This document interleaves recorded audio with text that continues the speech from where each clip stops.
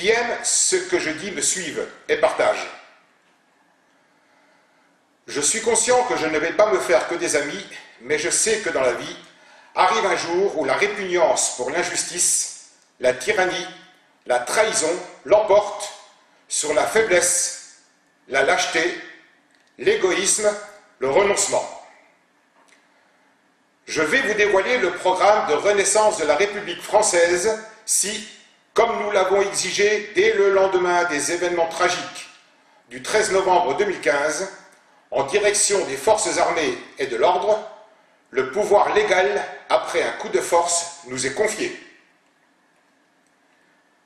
Depuis des années, les deux problèmes majeurs que nous rencontrons sont, premièrement, l'immigration et ses corollaires, insécurité, assassinat, drogue, viol, dégradation en tout genre, tags offensants sur les murs de nos églises, propos injurieux, menaces sur les réseaux sociaux, etc., etc., chômage, allocations en tout genre versées sans avoir cotisé, mode de vie moyenâgeux qui ne correspond en rien, envié dans le monde entier, qui ne correspond pas à notre histoire plus que millénaire.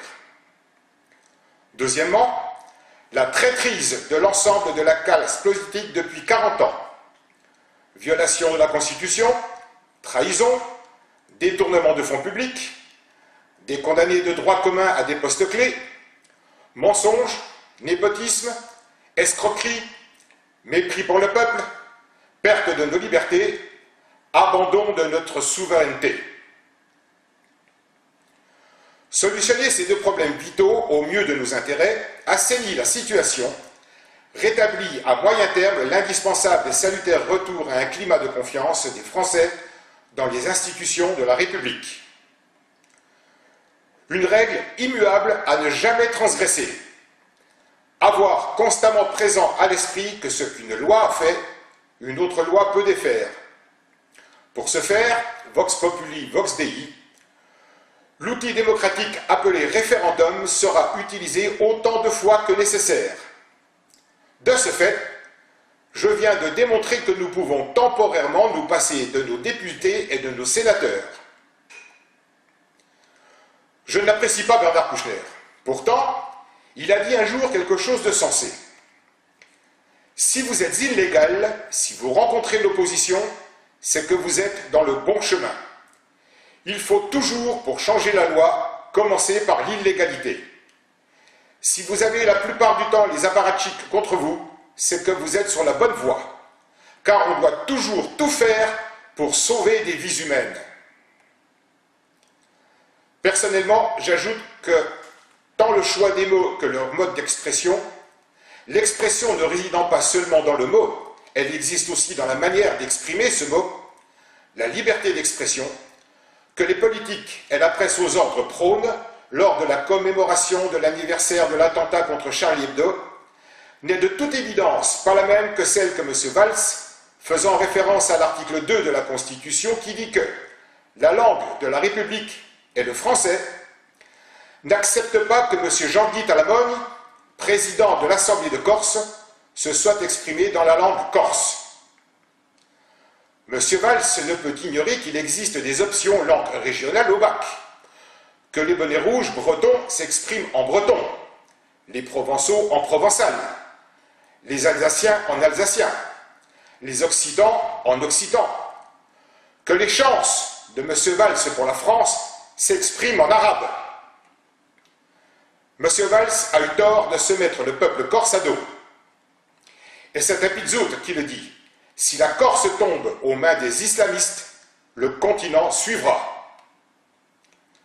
Pour clore temporairement ce chapitre, j'ajoute que messieurs Hollande et Valls violent l'article 5, alinéa 3 de ladite Constitution, qui précise que le président de la République est le garant de l'indépendance nationale, de l'intégrité du territoire et du respect des traités. Chacun d'entre nous a encore en mémoire la violation acceptée de l'intégrité de notre territoire par des chances pour la France et les assassinats du 13 novembre 2015. Il y en aura malheureusement d'autres. Ce que subit la France aujourd'hui découle uniquement des décisions prises par les présidents et chefs de gouvernement depuis l'élection de Georges Pompidou le 15 juin 1969. Pour information, savez-vous combien de référendums ont eu lieu depuis Pompidou? 5 en 47 ans. Ceci dit, il existe 4 textes fondamentaux qu'aucun historien ne peut et n'osera contester, au risque d'être accusé de négationnisme, textes qui sont à l'origine de la République française. La première déclaration des droits de l'homme et du citoyen du 26 août 1789, référencée dans le préambule de notre actuelle Constitution, la deuxième déclaration des droits de l'homme et du citoyen du 24 juin 1793, la déclaration des principes essentiels de l'ordre social et de la République du 12 avril 1795, appelée aussi Déclaration des devoirs de l'homme et du citoyen, enfin, la troisième déclaration des droits de l'homme et du citoyen du 22 août 1795. Voici le détail des 3 actions à mener pour rétablir le climat de confiance entre les citoyens et les institutions. La première. Après avoir ordonné le recrutement nécessaire aux ministères concernés, l'Intérieur et la Défense, les intervenants placés d'office en état de légitime défense, l'armée encercle les quartiers dits de non-droit, interdisant toute circulation le temps de l'opération. Les intervenants, police et gendarmerie, encadrés par des officiers de police judiciaire, ont ordre de perquisitionner systématiquement l'ensemble de ces quartiers à la recherche de caches d'armes et de drogue. Les fonds éventuellement trouvés seront immédiatement placés sous scellé. Concernant les armes et les produits illicites, les contrevenants seront présentés aux juges compétents en comparution immédiate et les Français de sol ou naturalisés, ainsi que les étrangers condamnés, après prise d'empreintes biométriques, dont l'ADN, seront systématiquement expulsés vers leur pays d'origine, quel qu'il soit, famille comprise, ascendants, collatéraux, conjoints, descendants, ceci afin de respecter la loi sur le regroupement familial qui ne doit pas servir que dans un seul sens. Après saisie et vente de leurs biens éventuels par les services de l'État, sans indemnisation d'aucune sorte. Les Français de sol naturalisés seront déchus de la nationalité française. 2 semaines maximum seront nécessaires à l'accomplissement de cette tâche qui a le mérite de rétablir de force le vital ordre républicain nécessaire au rétablissement de la confiance entre le peuple et ses institutions et par voie de conséquence à la relance économique et surtout, pour longtemps, rassurer la population. La deuxième action. Sans que cela puisse être considéré comme une grâce quelconque, quelle que soit là où les fautes commises et la condamnation infligée, s'agissant de l'actuelle population carcérale qui se chiffre au 1er novembre 2015 à plus ou moins 76 500 individus, population composée de 70% de Français de sol, majoritairement de confession musulmane, et d'étrangers, soit plus ou moins 53 500 prisonniers qui nous coûtent une fortune, en prenant les précautions nécessaires, notamment la prise d'empreintes biométriques, dont l'ADN, ordre est donné de les expulser vers leur pays d'origine et pour être en conformité avec la loi sur le regroupement familial, les ascendants, collatéraux, conjoints et descendants suivront. Là encore, les Français de sol ou naturalisés seront déchus de la nationalité française. Ce sera la sanction à subir en compensation pour ne pas avoir respecté et fait respecter la loi, pour avoir failli à leur devoir envers la France. La troisième,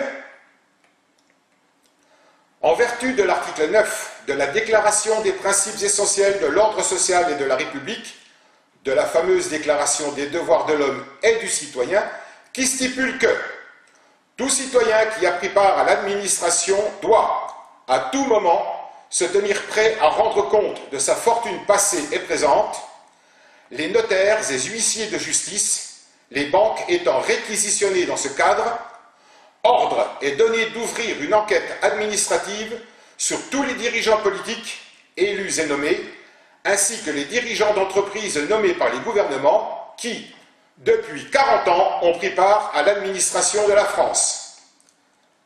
Renaissance de la République française possède la liste complète. Tous, sans exception, devront rendre des comptes sur l'état de leur patrimoine au moment où ils ont été élus ou nommés, et sur celui existant au moment où il leur est demandé de justifier leur patrimoine présent. Celles et ceux qui auront fauté durant leur passage aux affaires de la France devront en payer les conséquences au sens le plus large du terme. Constitution d'un tribunal du peuple par région administrative. Possibilité de l'assistance d'un avocat. Décision en dernier ressort sans possibilité d'appel. Saisie des biens incriminés par l'État. Selon les circonstances, intégration des dits biens dans le patrimoine de la France ou mise en vente. Parution de la condamnation au journal officiel de la République française. Inéligibilité définitive. Déchéance des droits civiques. Des mandats d'arrêt internationaux pourront être lancés contre tous ceux, hommes et femmes, qui tenteront de se soustraire à cette enquête en s'enfuyant à l'étranger. Ces actions salutaires, faisant œuvre de salubrité publique, ont le mérite de placer la France en tête de ce qu'il est nécessaire de faire pour relancer l'économie génératrice d'emplois. Quand il y a du travail, il y a de l'emploi. La consommation est relancée, l'économie est rétablie, la confiance en l'avenir revient. Encore faut-il avoir le responsable décisionnaire à la tête de cette France que nous voulons.